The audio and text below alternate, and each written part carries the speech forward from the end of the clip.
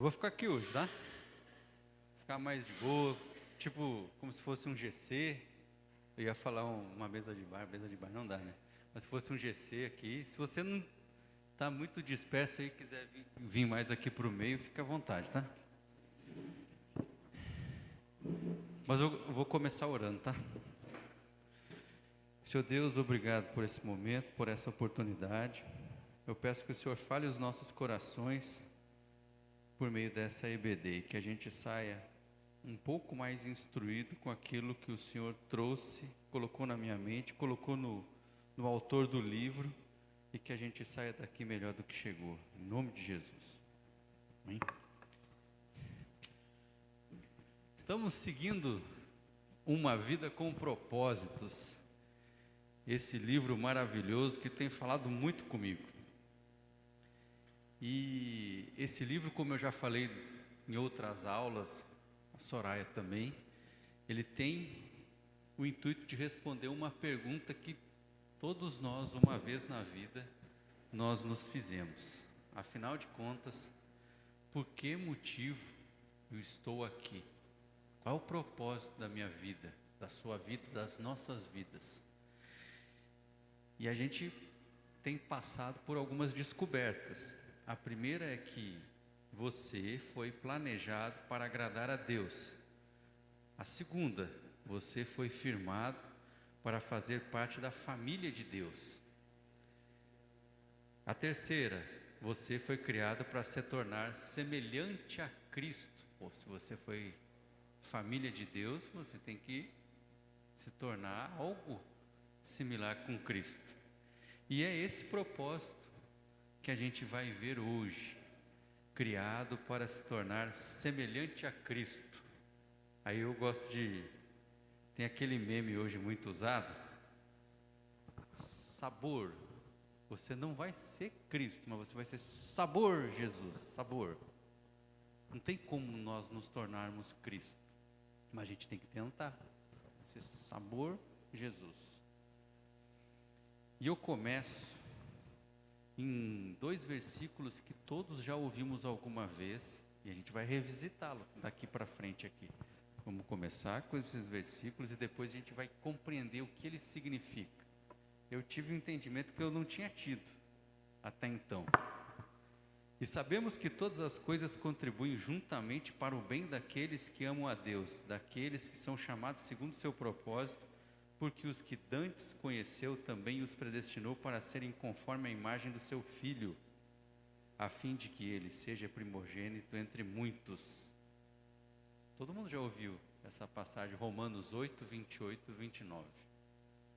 E em várias circunstâncias, quando as coisas estão boas, principalmente quando as coisas estão ruins, alguém vem e fala para você: não, todas as coisas contribuem para o bem daqueles que amam a Deus. É verdade? É, mas não é tudo. E a gente consegue entender que existe esse anseio para a gente se tornar semelhante a Cristo já no primeiro episódio da primeira temporada, lá em Gênesis. Porque Deus fala, e Deus disse, lá em Gênesis, e Deus disse, haja luz, houve luz. E Deus disse, haja uma separação entre águas, e houve a separação. Mas quando ele vai criar o ser humano, ele fala um pouco diferente, ele fala, façamos o homem segundo a nossa imagem, conforme a nossa semelhança. Nossa, tem mais gente ali. Ele está falando com Jesus, com o Espírito Santo. Então, ali ele quis que não só os crentes, mas toda a humanidade fosse feito segundo a nossa semelhança. E essa semelhança aponta para algumas coisas que nós temos em comum com Deus. Nós somos seres espirituais, nosso espírito é imortal.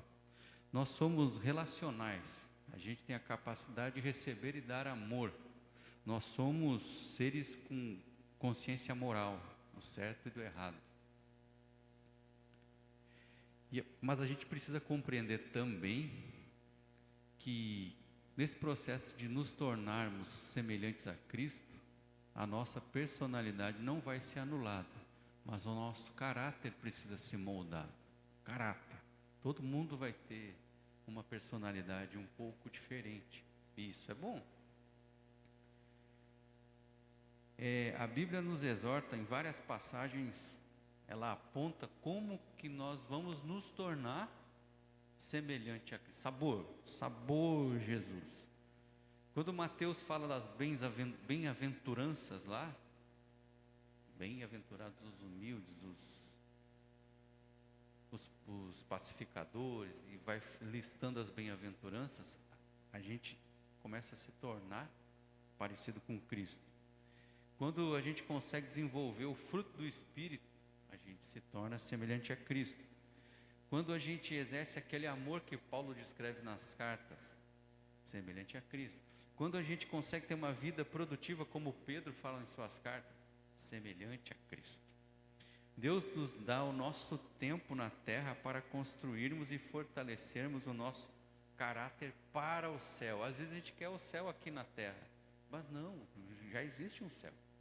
Esse tempo aqui é para a gente se preparar para o verdadeiro céu, para a eternidade. Mas eu tenho que advertir a todos os irmãos que isso não é mágico, isso é uma obra do Espírito Santo e que ela demora, não é da noite para o dia. Mas olha só, mas todos nós, com o rosto descoberto, refletindo como um espelho a glória do Senhor, somos transformados de glória em glória na mesma imagem, como pelo Espírito Santo, de glória em glória. Então, todas as vezes que a gente vai vencendo, a gente vai sendo transformado. A palavra nos garante isso. Mas isso leva tempo, e a gente vai ver mais adiante que leva tempo. O que nós precisamos fazer é cooperar com o Espírito Santo. A gente tem que começar, e Deus vai terminar a boa obra que começou junto conosco. E aí, vem a primeira ideia, que a gente compreende que isso é uma caminhada. E essa caminhada que demanda tempo, ela precisa de algumas posturas diferentes da gente. Talvez seja por isso que em Efésios 4, 22 e 24, esteja escrito que, quanto ao trato passado, vos despojeis do velho homem que se corrompe pelas concupiscências do engano, e vos renoveis no espírito de vossa mente, e vos revistais de novo homem, que segundo Deus é criado em verdadeira justiça e santidade. Nesse sentido, de se tornar semelhante a Cristo, sabor Jesus, Deus vai usar a sua palavra, porque a sua palavra Ele vai suprir a verdade que a gente precisa. Deus vai usar as pessoas, porque as pessoas suprem um apoio que a gente precisa. A gente não é sozinho no mundo. E Deus usa as circunstâncias, são o ambiente que a gente precisa para o crescimento, para se tornar mais parecido com Cristo. Não é da noite para o dia. O processo é lento, é um processo de crescimento. E quando a gente fala de crescimento, já vem a ideia da gente, da criança, do jovem adolescente, do jovem adulto, do homem maduro, da mulher madura. É assim mesmo, é assim mesmo. No início nós vamos fazer coisas que são infantis, que não são atributos de maturidade. Mas isso, como eu disse, é um processo. E um processo até que todos cheguemos à unidade da fé e ao conhecimento do Filho de Deus, a homem perfeito, à medida de estatura completa de Cristo. E aí surge a primeira reflexão que a gente precisa ter. Todas essas reflexões, todo esse estudo está lá no grupo da IBD, mas eu vou lançá-la aqui. A gente não vai lembrar de todas, mas é bom consultar. Quem tem o livro, então, aí que tem que questionar a si mesmo. No dia de hoje, em qual área da minha vida preciso rogar pela operação do Espírito Santo para me tornar mais semelhante a Cristo? Qual área da minha vida que eu preciso me tornar mais semelhante a Cristo? Eu tenho algumas, mas todo mundo tem. Ah, mas eu não tenho nada. Claro que tem, todo mundo tem. Essa é a primeira ideia que a gente tem que ter. Nós devemos nos tornar semelhante a Cristo, e isso é obra de Deus, por meio do Espírito Santo. Tá, mas como? Como? Bom, vamos tentar responder isso. Como que nós crescemos? Para que não sejamos mais meninos inconstantes, levados em roda por todo o vento de doutrina, pelo engano dos homens que com astúcia enganam fraudulosamente. Antes, seguindo a verdade em amor, cresçamos em tudo naquele que é a cabeça, Cristo. E aqui, o autor do livro, ele nos exorta que a gente tem que amadurecer, a gente tem que deixar de ser menino, né? Não com essas palavras. E me veio a ideia que uma vez eu ouvi alguém falando que a gente tem que deixar daquela síndrome de Peter Pan. Você sabe quem foi Peter Pan, né? Aquele personagem lá nas histórias, as fábulas do desenho animado lá, que nunca cresce, é sempre criança. Mas eu lembrei de alguma coisa aqui também, de um filme que eu assisti há algum tempo, que é O Curioso Caso de Benjamin Button. A gente também não deve ser igual a ele, que com o passar do tempo, em vez de manter a maturidade, se torna uma criança. Depois que está bem, você volta a ser criança. Não, mas aí também está errado. Você era maduro, agora não é mais? Também não. A gente tem que ter uma constância no amadurecimento. E essa constância do amadurecimento, ela implica em a gente aprender, implica num discipulado, mas calma, não é esse discipulado marcado toda semana, não. O discipulado tem uma ideia de ensino e de aprendizado, formal ou informal. Ele tem uma ideia de que você precisa mudar o seu jeito de pensar. É isso mesmo que você está pensando, renovação da mente. Que você já deve ter até pensado, isso eu já sei. Isso é Romanos. De sorte que, meus amados, assim como sempre obedecemos, não só na minha presença, mas muito mais agora na minha ausência, assim também operai a vossa salvação em temor e tremor, porque Deus é o que opera em vós, tanto querer quanto efetuar, segundo a sua boa vontade. O autor aqui, ele compara de você começar a mudar o seu jeito de pensar, você mudar o seu rumo, a uma embarcação que está no piloto automático. Essa embarcação que está no piloto automático, ela está programada para ir para uma direção. E você tem algumas formas de mudar essa direção. Uma é você mudando a programação. Mas se você não souber mudar a programação, você vai forçar o leme dessa embarcação e ela vai mudar a direção. Mas como ela está programada para ir para uma direção específica, quando você força, você tira ela daquela direção, mas você não vai necessariamente para o que você quer. E quando você tira a mão desse leme, ela volta para onde estava programado. E aqui ele nos exorta, e a Bíblia também nos exorta, que a gente precisa mudar o nosso jeito de pensar. Aquilo lá mesmo. Transformai-vos pela renovação do vosso entendimento. Porque tem um propósito nisso, para que a gente experimente qual seja a boa, agradável e perfeita vontade de Deus. E essa boa, agradável e perfeita vontade de Deus é cumprir o nosso propósito. E a gente está vendo aqui que um dos propósitos é que nos tornemos semelhantes, sabor Jesus. E tem que se tornar semelhante a Cristo. E essa parte de transformar o nosso atendimento é mudança de pensamento. E a gente muda o nosso pensamento por uma coisa muito simples: arrependimento. A gente precisa se arrepender. Mas se arrepender do quê? Muita coisa a gente pensou errado, fez errado, falou errado. A gente precisa mudar. E o nosso foco é Jesus Cristo. Mas eu nunca vou me tornar igual a Jesus. É bem complicado mesmo. mas você tem que buscar se tornar semelhante a Ele. Esse é o nosso trabalho aqui na Terra. E uma evidência que você está começando a pensar como Cristo é o fato de que você não está pensando só em você mesmo. Você começa a se conscientizar que existem mais pessoas. E se existe uma coletividade, existem mais pessoas, cara, eu não posso pensar só em mim. Pensar nos outros é o cerne de se tornar semelhante a Cristo. É a melhor evidência do crescimento espiritual. Você sabe que você não está só na terra. Você não vive só para você. E aí vem um questionamento importante.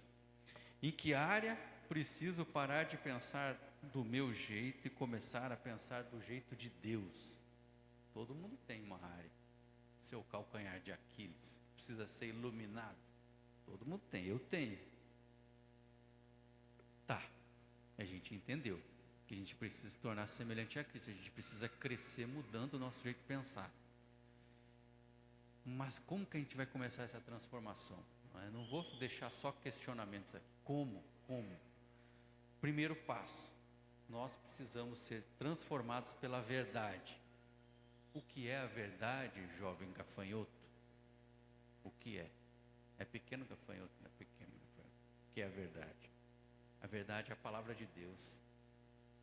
A palavra de Deus, ela transforma. E a própria palavra fala, toda a escritura é divinamente inspirada e proveitosa para ensinar, para repreender, para corrigir, para instruir em justiça, para que o homem e a mulher de Deus seja perfeito, perfeitamente instruído para toda boa obra. Não sou eu que falei isso. Isso aqui foi uma carta de Paulo a Timóteo. Segunda carta de Paulo, capítulo 13, versículos 17 e 16. Ele fala. A palavra de Deus, ela é vida para a gente. E o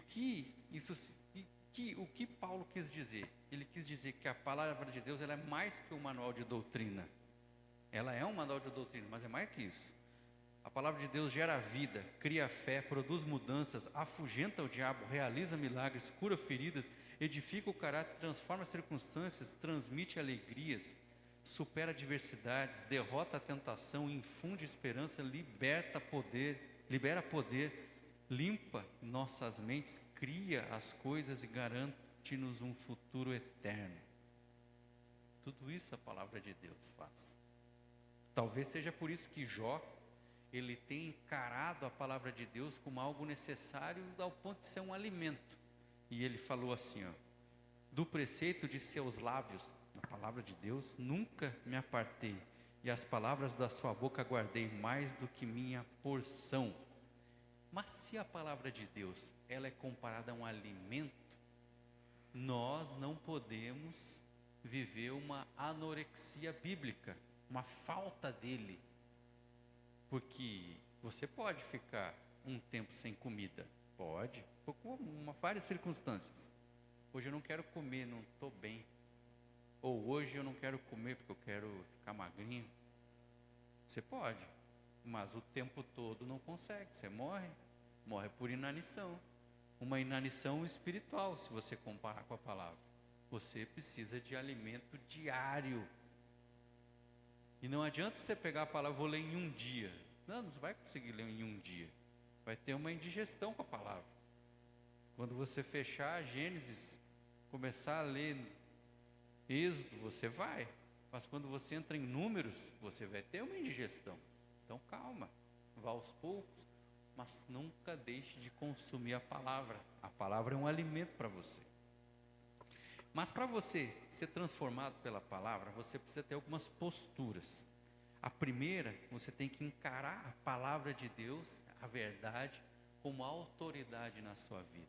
Ela deve servir de bússola que orienta o seu destino, o seu caminho. Um conselho para você tomar decisões sábias. E ela deve ser a primeira e última palavra na sua vida. Mas eu sei. Muitas das decisões da gente, a gente toma por conta de cultura. Somente cultura. Não, mas todo mundo faz isso. Não, mas todo mundo faz isso não quer dizer que está certo. Não, tradição. Eu sempre fiz isso. Pois é, sempre fez errado. Ah, mas sempre fez errado. Sempre fez errado. Ou senão você vai pela razão. Não, isso é lógico, mas nem tudo que é lógico está certo, viu? Nem tudo que é lógico é certo. Ou pela emoção, eu senti que esse era o certo. Esse é o pior que tem. Aí que você faz besteira mesmo. Eu senti no meu coração, a própria palavra fala que o coração do homem é isso, enganoso. Você deve se perguntar, o que a Bíblia diz a respeito? Nós vamos para a prática? Imagina que um brother seu ou uma amigona sua chega e diz assim,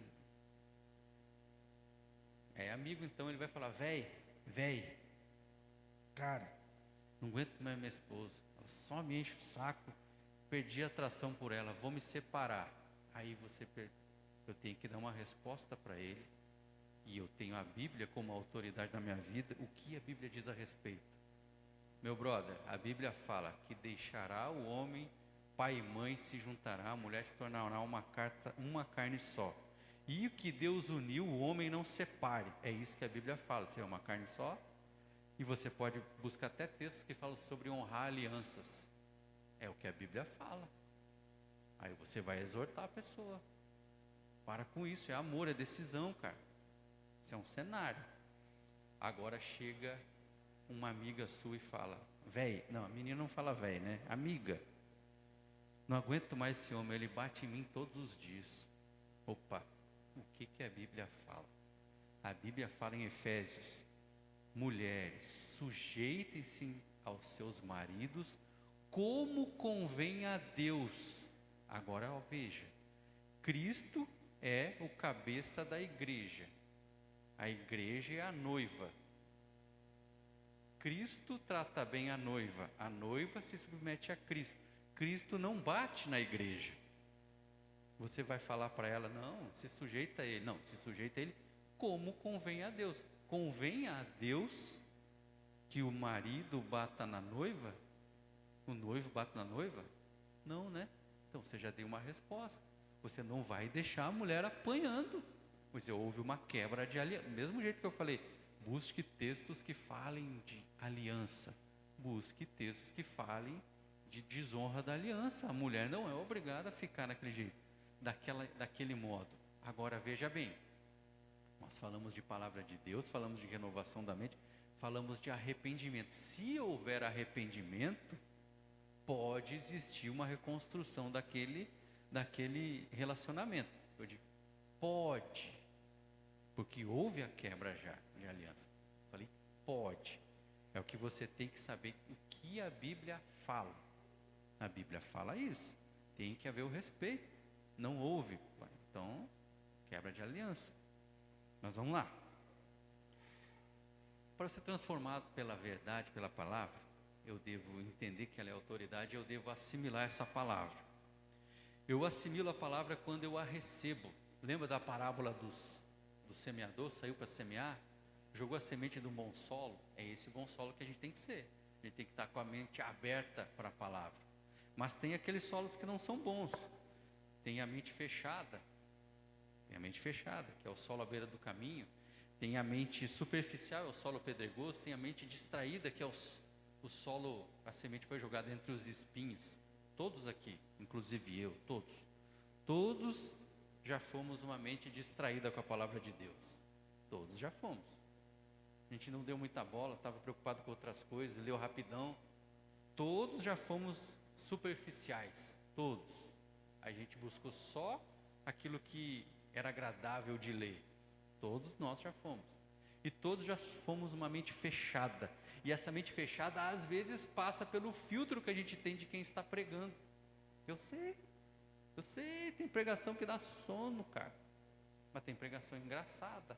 E o problema da pregação engraçada é que às vezes você só fica com a superficialidade da coisa. Mas o que eu quero encorajar todos aqui é que tenham a mente aberta à palavra de Deus. E ter a mente aberta à palavra de Deus não significa que você tem que aceitar tudo que é falado. Você tem que ver se está certo. Como os bereanos, tem que ver se está certo. Você vai assimilar a palavra de Deus quando você lê a palavra. Você não tem que só receber dos outros. Vai ler, cara. E esse lance de ler a palavra, muitas vezes passa por uma organização, faz um plano de leitura. Lembra que é alimento diário? Às vezes você quer ler 50 anos em 5, Juscelino, né? Quer ler tudo de uma vez só. Não, não vai conseguir não. Eu falei, em números você desiste. Não desistiu em números, em crônicas desiste. Eu tenho certeza. Então você tem que ler todo dia um pouquinho. Mas vai ter dia que você vai ter tanta vontade de ler que você vai se surpreender. Ah, que essa temporada aqui, essa série aqui chamada Apocalipse, eu quero ler tudo, não estou entendendo nada, mas eu vou ler tudo que eu achei legal. Tem uns bichos feios aqui, uns negócios que bacana. Você tem que pesquisar a palavra. E como é que você pesquisa? Dá um Google lá, muitas coisas estão erradas também lá, mas você tem que fazer algumas perguntas, ó. Quem, o que, quando, onde, por quê e como. E essas perguntas vão ser automáticas quando você estiver lendo. Você vai ler assim um nome mó estranhão, você, quem? Poxa, eu já vi esse nome aqui em algum lugar. Provavelmente você viu numa genealogia lá em Gênesis e agora estão falando aqui. Você vai ler, por exemplo, um nome, Obed-Edom. Tem um negócio que aconteceu legal com ele. Lá em Reis. E lá em Crônicas você, cara, eu já vi esse nome já. Ele era porteiro do templo. Olha, tem uns nomes muito parecidos também que você tem que se questionar. Tem que pesquisar. E você também assimila a palavra quando você relembra ela. Memorizar versículos. Pronto, agora tem que decorar a Bíblia. Não, a Bíblia toda não tem como, né? Algumas pessoas têm. Mas tem alguns versículos-chave que eles são importantes para você. Por exemplo, esse transformai-vos pela renovação da vossa mente, para que experimenteis qual seja a boa, agradável e perfeita vontade de Deus. Isso fala de arrependimento, mudança de pensamento. Ou se não, João 3,16. Ou se não, Romanos 8,28. Cara, tem versículos que eles vão te dar força para você vencer aquele dia. E ele vai falar com você, o versículo vai dizer assim, ô brother, tá vendo que eu sou legal? Me decora. E você vai sentir vontade de levar aquilo para você. Não é só abrir a Bíblia no Salmo 91, não. Você tem que ler, pô. E você tem que refletir sobre a palavra de Deus. Meditar. Lá vem meditar. Você sabe o que é meditar? Não é aquele... não é isso não. Meditar é você dirigir o seu pensamento, você concentrar o seu pensamento numa passagem bíblica, num versículo. Mas não sei fazer isso. Claro que você sabe, todo mundo sabe. Você nunca se preocupou com o boleto, com a saúde, com o horário? Você já se preocupou com alguma coisa? Todo mundo. Se você se preocupou, você sabe meditar. É justamente isso. Meditar, é você ter um pensamento concentrado em alguma coisa. Só que quando você se preocupa, você está com o pensamento concentrado no problema. E agora eu estou encorajando você a ter o pensamento concentrado na verdade, que é a palavra de Deus. Pronto, você sabe meditar, todo mundo sabe. E eu devo aplicar os seus princípios, é a outra forma, que não adianta muito você entender que a Bíblia é autoridade, você ler a Bíblia, assimilar, pesquisar, sei tudo da Bíblia. Sou um cara que estou pronto para dar aula no EBD, mas eu não vou aplicar o que eu entendi, tem que aplicar. Você só falar para os outros, arrependei-vos, pois é chegado o reino dos céus. Aí você não vai se arrepender não, Zé? Se arrependa. E por que eu falo que você precisa aplicar? Porque a Bíblia mesmo fala, e sede cumpridores da palavra e não somente ouvintes, enganando-vos a vós mesmos. Todo aquele, pois, que escuta estas minhas palavras e as pratica, assemelhá-lo-ei ao homem prudente que edificou a sua casa sobre a rocha, e desceu a chuva e correm os rios, e sopram os ventos e combatem aquela casa, e não caiu, porque estava edificada sobre a rocha. É isso.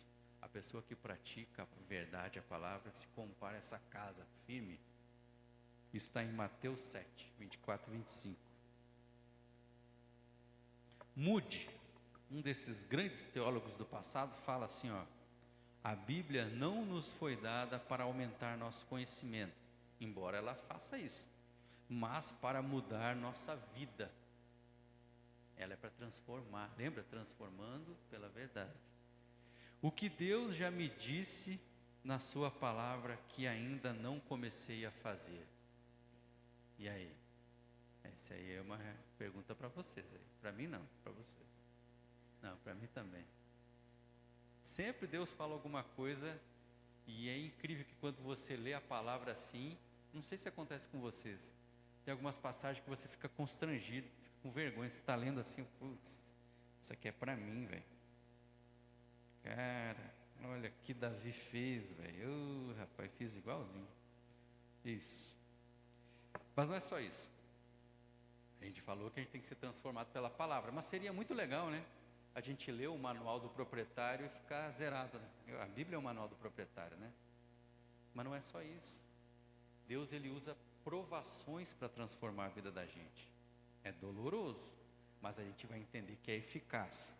Então, você, para se tornar semelhante, sabor Jesus, você vai ser transformado pela provação também. Deus tem um propósito para você em todo problema que acontece. E Deus, olha, Ele não vai livrar você de todos os problemas. Alguns, sim.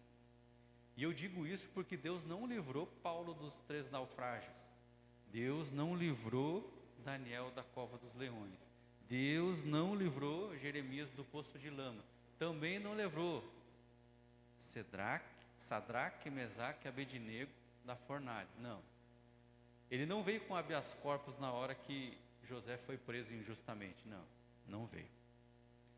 Ele permitiu, mas ele fez daquela que aquela situação se transformasse uma vitória e um testemunho para todos aqueles que tivessem contato com essas histórias. E isso acontece conosco todos os dias. E agora, lembra de Romanos 8:28? Agora, guardem bem esse entendimento. Cara, para mim foi transformador quando eu tive esse entendimento aqui. Uma metáfora que ele usou explicou muito bem isso. Olha, preste atenção. E sabemos que todas as coisas, todas as coisas, essa é uma parte, todas as coisas contribuem juntamente para o bem daqueles que amam a Deus. Todas as coisas, guarda essa informação, contribuem juntamente para o bem daqueles que amam a Deus, daqueles que são chamados segundo o seu propósito, porque os que dantes conheceu também os predestinou para quê? Para serem conformes à imagem do seu Filho, a fim de que ele seja o primogênito entre muitos irmãos. Todas as coisas contribuem juntamente para o bem daqueles que amam a Deus, para que ele se torne como seu Filho, Jesus. Agora, vamos lá. Aqui tem a manhinha aqui, a dona Cássia, que eu tenho certeza que já fizeram um bolo. Tenho certeza que já fizeram um bolo.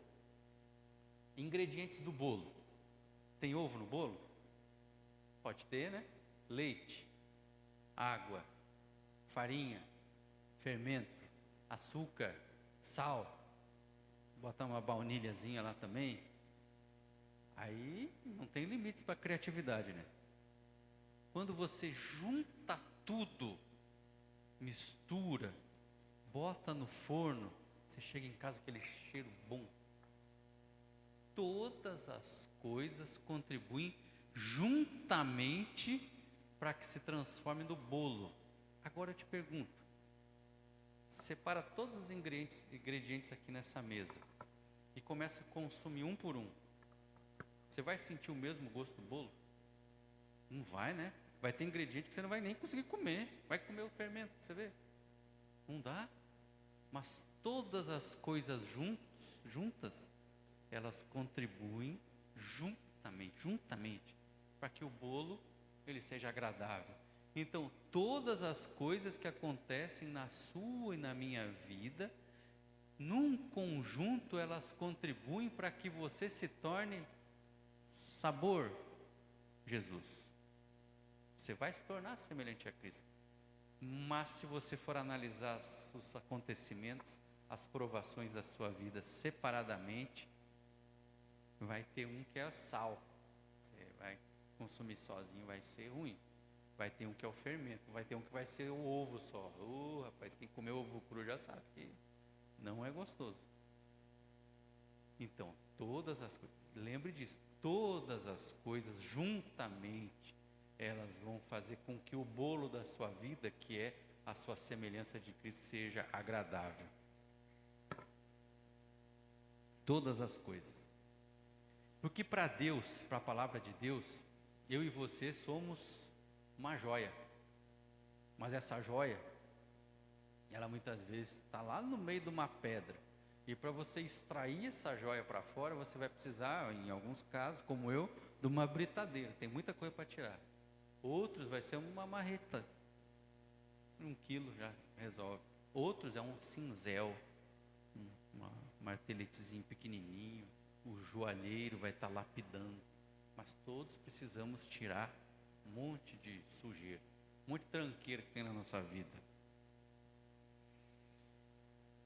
Mas a gente tem umas posturas. A gente viu que nem todo o ingrediente do bolo que é a nossa vida, ele é agradável. Mas nós temos algumas posturas que Jesus teria para que essas provações elas sejam transpostas de uma forma um pouco mais fácil, mais agradável, ou com mais sabedoria, que nem sempre é fácil. Jesus, ele sempre se lembrava do bom plano de Deus. Se for possível, afasta de mim esse cálice, mas que seja feita a tua vontade, não a minha. Ele lembrava do plano de Deus. Ele agradecia. Vai agradecer as coisas ruins? Não. Vai agradecer por Deus estar te usando para vencer essa coisa ruim. Exulte e agradeça. E recuse-se a desistir. Recuse-se. Você sabe que está amadurecendo quando começa a ver a mão de Deus nos acontecimentos até então aleatórios e confusos e nas circunstâncias da vida aparentemente sem sentido. No momento ali, nem sempre a gente consegue ver. Às vezes, com o tempo, a gente consegue. E aí eu te questiono, qual problema na sua vida trouxe mais crescimento para você?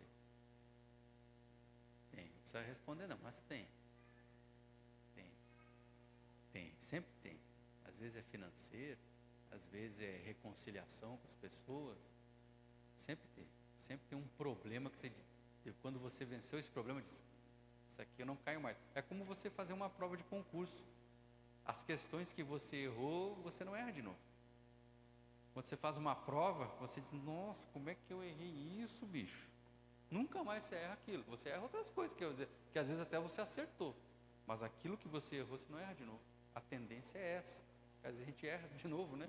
A tendência é que não erre mais. Mas a gente cresce também por meio da tentação.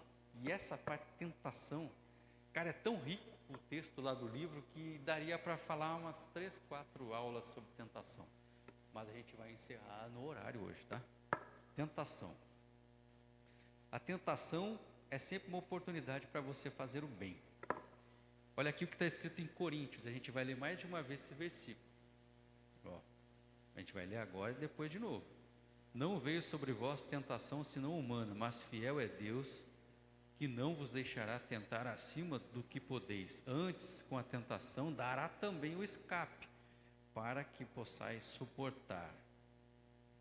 A tentação é uma poderosa arma de Satanás, mas Deus usa a vitória sobre essa tentação para fazer você mais semelhante a Cristo. Mas mais semelhante a Cristo, está falando de tentação? Cristo foi tentado, a gente não vai ser. Pronto. Alecrim dourado não vai ser tentado. Cristo foi tentado. Agora, como é que eu comparo a tentação? Isso não está no livro. Uma coisa que uma vez eu ouvi no lugar eu achei interessante. Imagina que você tem 2 cachorros aqui na frente. Os 2 da mesma raça. Um preto e um branco. Fortão assim. E você bota eles para brigar. Não pode, né? Mas você bota eles para brigar. Qual dos 2 cães você acha que vai vencer a luta? O preto ou o branco? Não tem nada a ver com a cor, é aquele que você alimentar mais. Aquele cachorro que você der mais comida é o que vai vencer a luta. A tentação é uma luta contra o fruto do Espírito. O fruto do Espírito tem várias características, é a bondade, o amor, a mansidão, domínio próprio, alegria, paz, paciência, não é? E o que é tentação? É o outro lado da moeda. Porque é muito fácil você amar uma pessoa agradável, uma pessoa que te ama, mas Deus vai colocar na sua vida pessoas, Deus não, mas Deus também, circunstâncias da sua vida, Satanás vai trazer pessoas desagradáveis para perto de você. E se você conseguir amá-las, você vai estar exercitando o amor. Mas se você não amá-las, se você hostilizá-las, você caiu em tentação. Simples desse jeito. Muitas vezes você vai ficar aflito, mas o fruto do Espírito diz que você tem que ter alegria. Outras vezes você vai ver que as coisas não saem do jeito que você quer, do jeito que você deveria controlar, mas você vai ter paz. Esse é o fruto do Espírito. Situações que você vai ter que esperar. E tem gente que é impaciente, né? Mas você vai ter que exercitar a paciência. Muitas situações vão te levar a ser mal, mas você vai exercitar a bondade. Você vai pensar que é melhor ser bom. Lembra do trânsito? Tem situações que vão te incitar a ser mal. Eu vou fechar essa pessoa que ela me fechou lá. Mas você, e a gente vai ver aqui, muitas vezes você tem que mudar de canal. Muda o seu jeito de pensar. Eu não vou pagar na mesma moeda. Por quê? Porque eu estou com meus filhos no carro, embora eu tenha uma vontade de fazer isso, não vou fazer. Eu posso causar um acidente. Não. Milhões de coisas vão passar na sua cabeça. Mas você decide ser bom. Todo mundo vai ter oportunidade de ser infiel. Quase todos os dias da vida. Mas você decidiu pela fidelidade. Todo mundo vai ter oportunidade de aceder a vícios. Mas você decidiu pelo domínio próprio. Situações que provocam ira, o tempo todo, mas você é mansidão para você, tá? Mas eu vou falar aqui para você como é que funciona a tentação. Você já intuiu isso, já ouviu em algum lugar, mas o óbvio tem que ser dito. São 4 fases da tentação, e só tem uma que depende de você. As outras 4 não dependem de você. Ou elas já existem, ou Satanás ele vai tentar fazer alguma coisa para moldar você para a 4ª fase. A primeira fase, Satanás identifica um desejo que já está no seu coração. Um desejo pecaminoso ou um desejo legítimo. Você deseja, sei lá, é mais fácil de compreender quando a gente fala de moralidade sexual, né? Deseja, sei lá, a mulher do próximo. Não é que você deseja a mulher do próximo. Mas o homem, ele tem essa satisfação sexual que está dentro da cabeça dele o tempo todo. É mais fácil de compreender. Não estou dizendo que é só isso, tá? Às vezes você é uma pessoa muito avarenta. Eu quero ganhar dinheiro. Mas isso é pecaminoso, cara. Dinheiro a todo custo é pecaminoso. Mas também tem desejos legítimos que estão dentro da sua cabeça. Desejo de ser amado. Cara, toda pessoa tem. Uns têm mais que os outros. Pronto, isso está na sua cabeça. E não é pecado você pensar só. Lembra? Você pode se irar, mas não pode pecar. Isso tem na sua cabeça. Isso tem. Esses pensamentos existem na sua cabeça. Muitas vezes você tem que refreá-los. É verdade, refreá-los. Pensamento como eu falei, de dar o troco, de se vingar. Isso tem na sua mente. Você tem que refreá-lo. A segunda fase, Satanás identificou, ainda não pecou, tá? Não caiu em tentação. Segunda fase, Satanás semeia uma... Lembra lá do Éden, lá, da fruto que não podia comer? Pois é. Satanás identificou, o homem, ele sente vontade de comer as coisas. Isso é pecado? Não, não é pecado. Ele semeia uma dúvida. Mas será que é errado mesmo? Quer dizer que existe uma árvore lá que vocês não podem comer dessa árvore, né? Não, a gente pode comer das árvores aqui, só dessa que não. Mas será que é errado? Essa é a segunda fase. A terceira fase, que nem sempre você consegue identificar o limite de uma para outra, é a fase do engano. Esse engano, Satanás vai falar de alguma forma, de uma circunstância que você não vai morrer. Ah, não dá nada. Não, que isso. Se você comer desse fruto aí, não, você vai ser igual a Deus, você vai conhecer tudo. Não, cara, se você for lá naquele boteco lá, não tem nada não, seus amigos, vai lá, trouxa, vai, bobo. Aí você vai. E a quarta fase é essa, depende de você, a desobediência. Você viu que tem 3 fases aqui que não depende de você, mas você deu trela. Aí a quarta fase ficou mais fácil. Então, a primeira fase ele identifica, a segunda fase é o engano, a dúvida, o engano e a desobediência. É assim que funciona a tentação. A desobediência já é o pecado. Mas você precisa superar a tentação. E esse superar a tentação, a primeira coisa que você tem que pensar é que você tem que se recusar a ser intimidado. Recuse-se a ser intimidado. Por que recuse? Porque às vezes a gente, por falta de sabedoria, a gente está condenando uma pessoa que pensou. E como eu falei assim, os pensamentos virão até você. Recuse-se a ser intimidado. Martinho Lutero falava aqui, ó, você não pode impedir os pássaros de voarem sobre sua cabeça, mas pode impedi-los de fazer ninho. O pensamento vai vir. Mas o que você vai fazer com esse pensamento? Ah, você é um bicho? Você vai ser escravo? Pensa, não. Outra coisa, e isso é uma estratégia muito importante, ó, reconheça o padrão de tentação e esteja preparado para ele. Ó, quando sou mais tentado? Em qual dia da semana? A que hora do dia? Onde sou mais tentado? No trabalho, na casa do vizinho, em um bar? Pô, mas um bar? Eu estou falando para cristão, né? Em um bar? Não, um bar não, nem tem que estar lá. No aeroporto ou no hotel fora da cidade? Quem está comigo nos momentos em que sou mais tentado? Amigos, colegas de trabalho, uma multidão de estranhos ou estou só? Como normalmente me sinto quando estou mais tentado? Essas respostas todos temos. Às vezes a gente tem medo de responder a essas questões.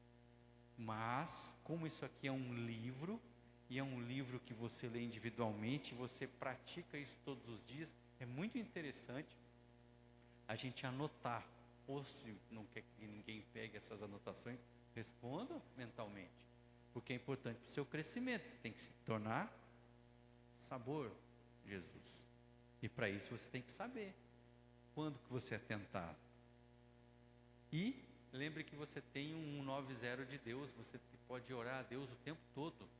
E aí Salmo 50:15 fala assim, ó, invoca-me no dia da angústia e eu te livrarei e tu me glorificarás. Isso quer dizer que você tem que pedir ajuda a Deus. E aí eu te pergunto, qual atributo do caráter cristão posso desenvolver derrotando a tentação mais frequente em mim? Lembra? Aquela antítese, tentação, fruto do Espírito. Esse foi o primeiro passo para a gente conhecer como é que funciona a tentação e começar a superá-la. Mas isso não é tudo, a gente precisa derrotar a tentação. E aí, eu vou ler de novo aquele versículo de 1 Coríntios 10:13. Não veio sobre vós tentação senão humana, mas fiel é Deus, que não vos deixará tentar acima do que podeis. Antes, com a tentação, dará também o escape para que a possais suportar. Lembra do intuito dessa aula? Se tornar semelhante a Cristo. A gente já falou de que a gente precisa crescer, mudar a nossa mente, que a gente precisa ser transformado pela palavra, que a gente precisa ser transformado pelas provações e a gente precisa vencer, derrotar as tentações. E esse processo de derrotar as tentações passa primeiro por redirecionar a nossa atenção para outra coisa. O pensamento vai vir, a gente já entendeu que vai vir. Você precisa trocar de canal. Por exemplo, se uma ex liga para você, você não vai atender o telefone e começar a falar com ela, dizer, olha, eu não quero mais você por isso.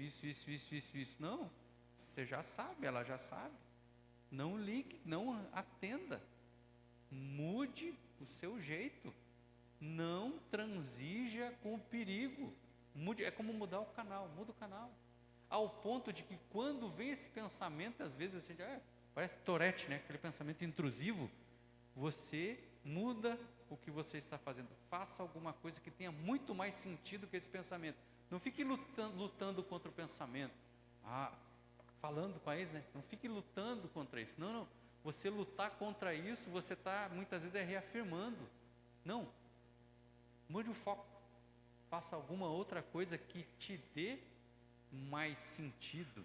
Traga à sua memória aquilo que te dá esperança. É isso, vencer a tentação. Quando bateu esse pensamento, troca o canal. Desliga o telefone, bloqueie. Essa é a metáfora que a gente tem que ter na nossa vida. Revele sua luta para um amigo devoto ou um grupo de apoio. Aqui não é para você se expor ao ponto de que toda a igreja, toda a família saiba o que você está lutando. Porque tem coisa que machuca, velho. Tem coisa que é vício, machuca. Tem coisa que todo mundo sabe também, mas machuca. Mas por que isso? Porque a Bíblia fala, portanto, confessem os seus pecados uns aos outros e orem uns pelos outros para que sejam curados. Aqui é para você ter confidentes maduros. Aquela pessoa que ela não vai ficar ali te julgando, ela vai te ajudar. Muitas vezes ela vai falar coisas que você precisa ouvir, mas ela vai estar com as mãos estendidas para orar por você e te direcionar, para ouvir a sua confissão e falar, não, a gente junto vai superar isso aí. E isso é importante. Existem até às vezes grupos de apoio para esse tipo de coisa. Esse tipo de coisa, como se eu soubesse que coisa é. São tantas coisas, desde imoralidade sexual até falta de perdão, porque tem pecados que tem cheiro, né? Uma vez o pastor falou aqui, um pastor que tinha falado que ficava muito incomodado que a pessoa fumava. Aquele pecado dá para você ver, que tem cheiro. Você chega perto de um fumante, você sabe. Mas e o pecado que não tem cheiro? Aquela pessoa que não perdoa ninguém, que mente, que é avarento, que não ajuda ninguém. Pecado não tem cheiro. Tem pecado que não tem cheiro. Isso é mais difícil, né? Você precisa ser humilde para reconhecer isso. Outra coisa, resista ao diabo. Você sabe como resistir ao diabo? Efésios 6, do 10 ao 18, fala da armadura de Deus. E na armadura de Deus fala assim: ponha o capacete da salvação, empunhe a espada do Espírito, capacete da salvação, transformado pela palavra, pela verdade. Você, quando aceita Jesus, você colocou o capacete da salvação. Quando você colocou o capacete da salvação, aceitou a Cristo, o diabo não pode tocar em você mais. Ele não pode tocar em você. Você é cristão agora, você entendeu. Quando você usa a espada do Espírito, você resiste o diabo com a palavra de Deus. Não tente resistir o diabo com seus argumentos, você vai perder. Ele conhece você há muito tempo, ele estuda você há muito tempo ele está no mundo, estudando o mundo. Com seus argumentos, não vai dar certo. Não vai dar certo, é com a palavra. Jesus fez isso. Se você é filho do homem, transforma essas pedras em pão. Está escrito na palavra, nem só de pão viverá o homem, mas de toda palavra que sai da boca de Deus. Ele resistiu o diabo com a palavra.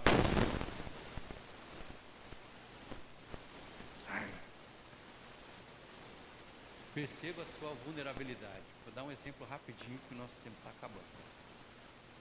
Eu tenho uma vulnerabilidade. Ira. Eu sou irascível. Não, eu era irascível. Eu já assisti o UFC. Eu acho mó bacana o UFC. Mas eu não assisto mais o UFC. É um espetáculo. Mas quando está passando o UFC, eu estou lutando junto. Eu estou lutando junto e eu estou querendo vencer aquele oponente. E eu estou querendo matar aquele cara que está ali, um ser humano. Estou querendo quebrar ele, sair sangue. Mas isso é ruim, cara. Isso é terrível. Isso não é uma atitude cristã. E eu fico querendo matar o cara no UFC. Então, eu conheço essa, tem várias outras, mas essa vulnerabilidade. Eu não assisto o UFC, porque eu estou querendo matar o cara. Está errado, pô. E aí eu faço o questionamento: a quem eu poderia pedir para ser meu parceiro espiritual, para me ajudar a derrotar uma tentação persistente, orando por mim? Pense nisso, essa pessoa vai te ajudar. Quase acabando. E como eu disse no início, isso leva tempo. Tendo por certo isto mesmo, que aquele que em vós começou a boa obra, a aperfeiçoará até o dia de Jesus Cristo. E aí eu tenho que exortar vocês, como leva tempo, você não pode pegar atalhos. Não se pega atalhos, porque isso não vai fazer você crescer. Demora muito mesmo, porque a gente aprende lentamente e também desaprende lentamente. Tem coisas que a gente precisa aprender e tem coisas que a gente precisa desaprender. Renovamente, lembra do renovamente? Nós precisamos desaprender. A gente precisa ser humilde para estabelecer a verdade sobre nós. Nas nossas casas tem, às vezes, um cantinho da bagunça lá. A gente evita de mostrar para a visita, né? Mas essa visita é Deus, é o Espírito Santo, é Jesus. Ela já sabe o que tem lá. Não vai adiantar você deixar fechado. Você precisa botar luz nesse quartinho da bagunça. E você precisa ser humilde para reconhecer que existe um quartinho da bagunça. Você precisa resolver isso. Isso leva tempo.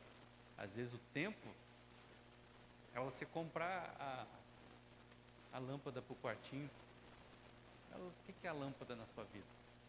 Pois é, isso leva tempo. Você precisa resolver. E eu não estou dizendo que é fácil. Mas eu também não estou dizendo que é impossível. Tá?